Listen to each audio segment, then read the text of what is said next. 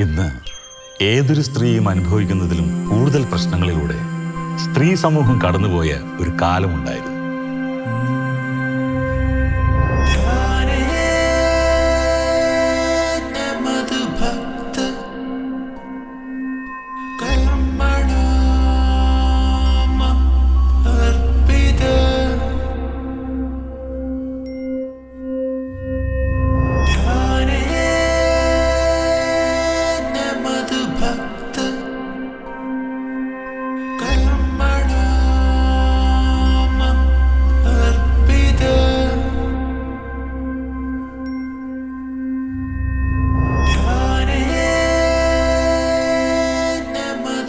അന്നവരെ യഥാർത്ഥ സ്വാതന്ത്ര്യത്തിലേക്ക് നയിച്ച സുപ്രധാനമായ ഒരു തീരുമാനം വിശുദ്ധ ചാവറ പിതാവ് എടുത്തു നടപ്പാക്കിയ ദിവസമായിരുന്നു 1866 ഫെബ്രുവരി 13.